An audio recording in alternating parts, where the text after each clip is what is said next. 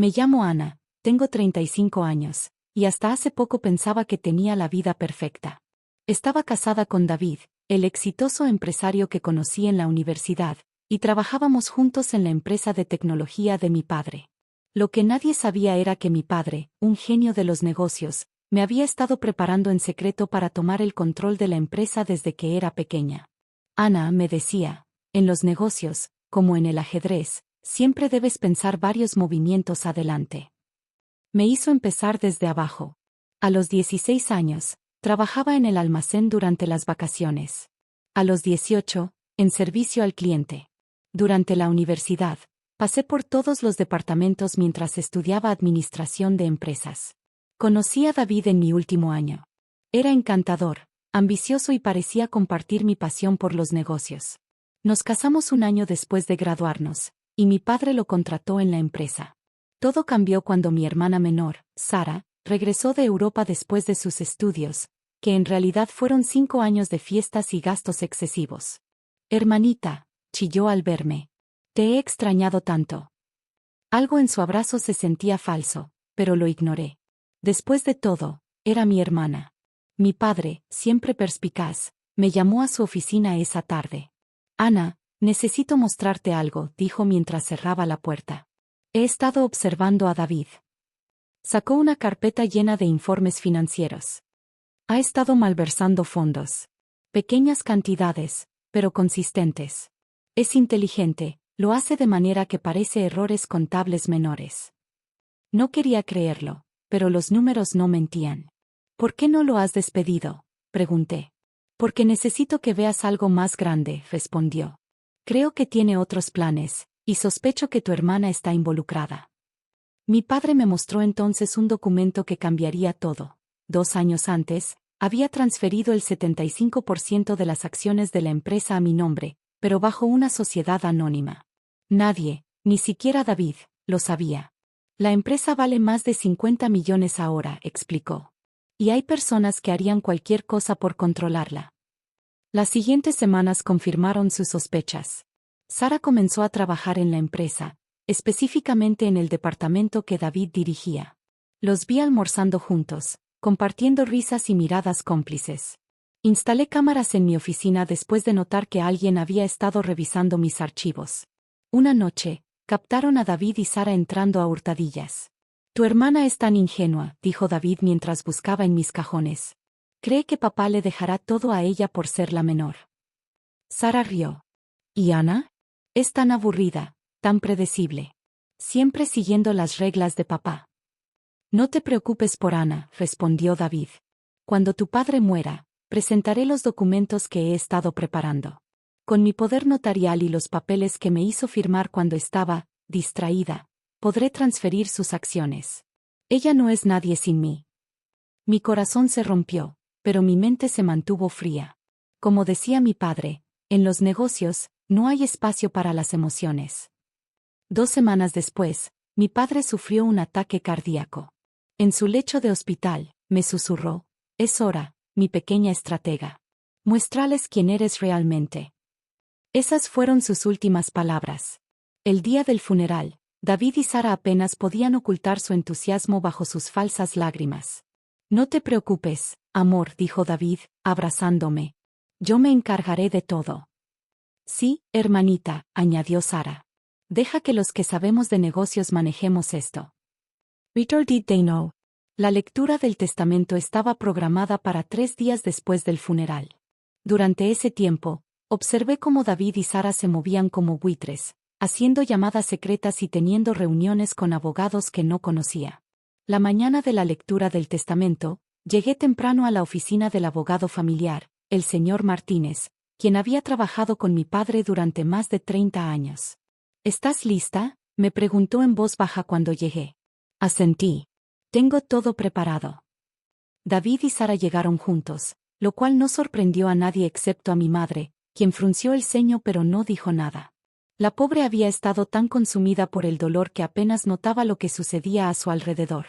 Antes de comenzar, dijo David, sacando unos documentos de su maletín, hay algo que deben saber. Ana me otorgó poder notarial sobre sus acciones hace 6 meses. Sara sonrió mientras David continuaba. Dado mi experiencia en la empresa y mi posición como director financiero, creo que es mejor que yo tome las decisiones por ahora. El señor Martínez me miró. Asentí levemente. Muy bien, dijo el abogado. Procedamos entonces con la lectura del testamento. Pero antes de que pudiera comenzar, las puertas se abrieron.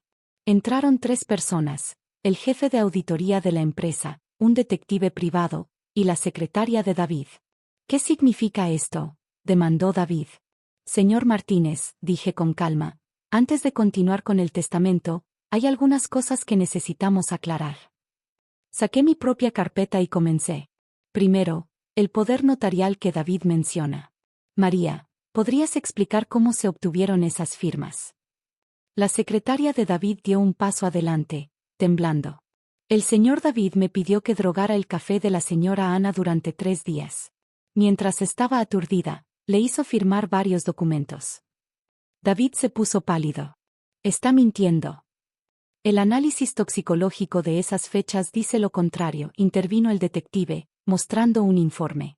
Segundo, continué, los desvíos de fondos. Señor Torres, por favor.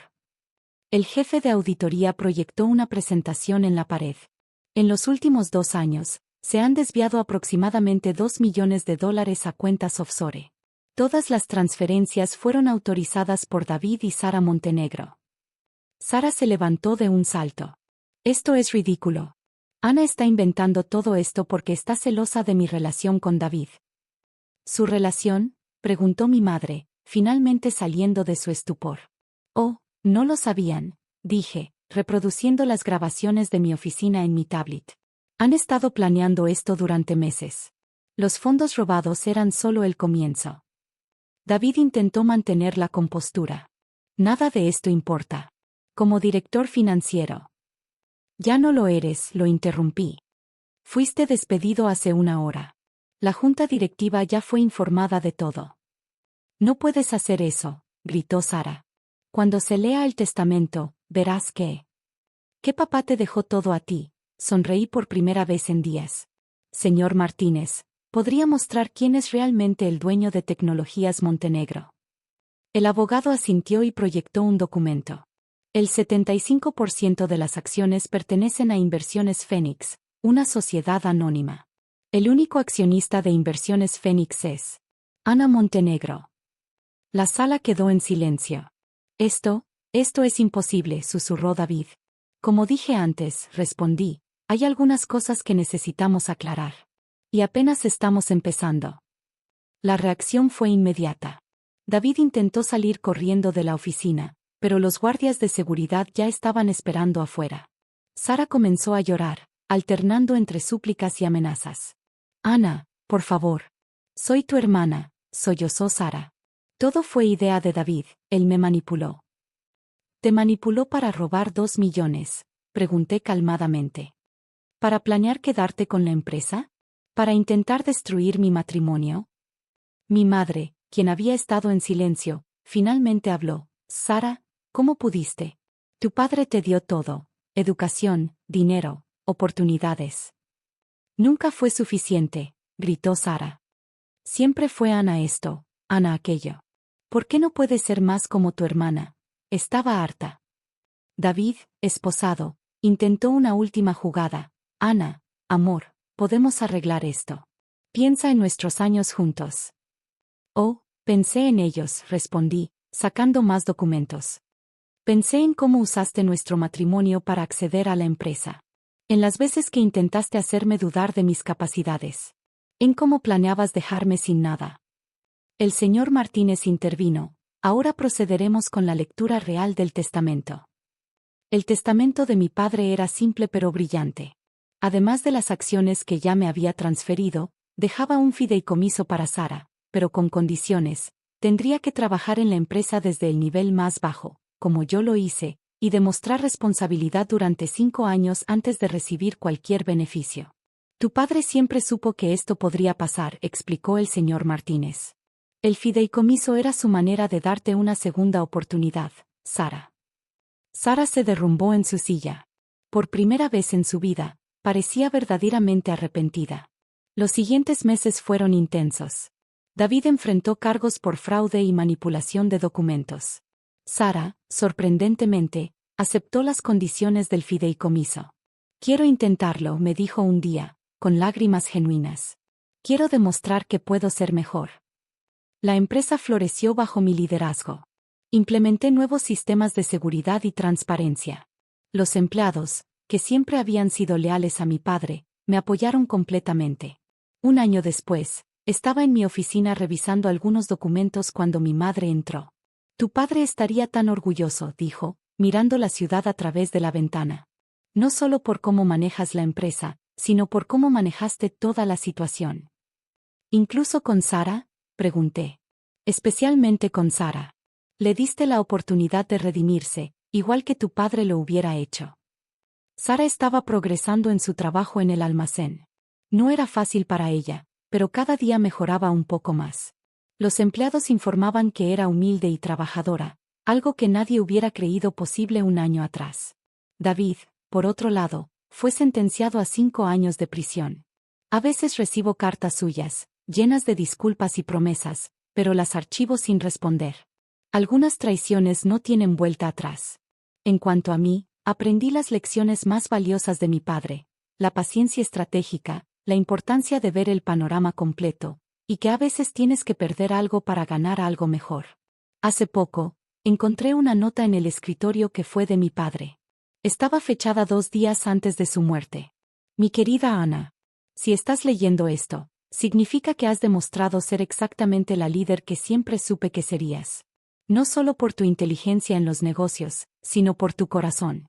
Recuerda siempre, el verdadero poder no está en controlar a otros, sino en darte cuenta de que el control nunca fue necesario en primer lugar. Con amor, papá. Guardo esa nota en mi billetera como recordatorio de que, a veces, las mejores victorias son las que nos permiten conservar nuestra humanidad. Sara y yo estamos reconstruyendo lentamente nuestra relación. No será como antes, pero quizás pueda ser algo mejor, algo basado en el respeto mutuo y la comprensión. Y la empresa. Bueno, la empresa está más fuerte que nunca. Porque al final, mi padre tenía razón, los negocios son como el ajedrez, pero las mejores jugadas son las que permiten que todos ganen, incluso aquellos que una vez intentaron hacernos perder.